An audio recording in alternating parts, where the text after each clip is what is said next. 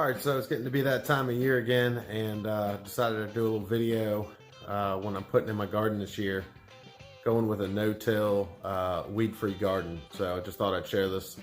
Somebody might get some use out of this. Easy way to not have to weed your garden.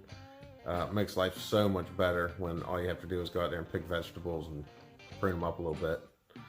So hope you enjoy. Getting started here. It's March 4th, and I'm putting in my garden. Never too early to start prepping, so here we are. Last year I went with these 4-footers and had some deer infiltration, so this year we're stepping it up some 6-footers. We'll run a high wire, and if they jump that, I'm gonna make it hot. Put some electricity on it, but that'll be the next step if I have to. But yeah, so getting a post in the ground. Ground's been nice and wet. It's a good time to do it.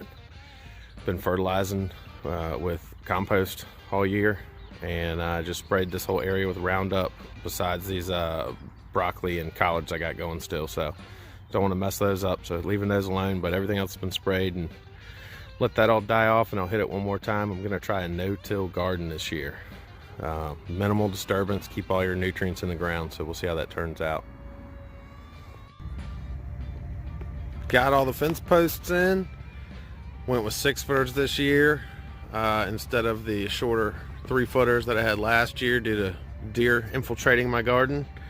And I took one of my cucumber trellises and actually used it as a gate, and I just wired it in 3 spots with some electric wire up here, and it made a hinge for it, so now you can just open it like a gate and should keep everything out. Next is lay down plastic and get ready to start planting. Spring is on the way.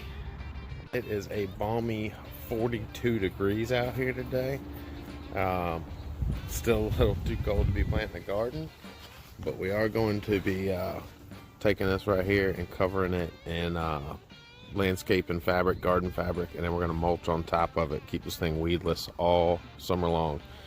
So that's the project for today. You can see I topped this with rabbit pellets from my buddy's rabbits, and it's really good fertilizer. And then I'm just going to add a little bit of compost from my composter, fabric down, and top it with mulch. All right, so the fabric we're going to be using is Eco Gardener 5-ounce fabric. It's pretty heavy duty stuff. Looks really good. We got it off Amazon. It was a really good price. I went ahead and got 250 feet of it, just because I plan on doing around all my fruit trees up at the cabin as well. So it looks like this stuff's going to roll out a lot easier than the real thin stuff that tries to blow away a lot. And basically it's a windy day, so we're going to roll it out, lay some rocks on it, and then cover it in mulch. Go to the next row. All right, so a couple pointers while you're doing this. You want to make sure your 2 layers of fabric always overlap by about 3 inches minimum. That'll keep weeds from just kind of coming up and snaking through it. You can even do about 5 inches if you don't really care about how much fabric you use. But you just roll it out, leave it on the roll, put a bunch of mulch on it to just hold it down from the wind, because it's really windy today. And then we'll go back and mulch over everything once we've got it all down and looking good. So we got the all the garden fabric down. We'll left this exposed for now until I pull up this broccoli. We'll roll that out at the end, but we're gonna let that grow for a little longer. It's doing so well. But as you can see, I just did a light layer of mulch just to hold it down, and we're gonna cap this with mulch a little bit more, and then we're gonna cover that with pine straw just to help insulate it. And the early season like this, it helps out. So that's the next step.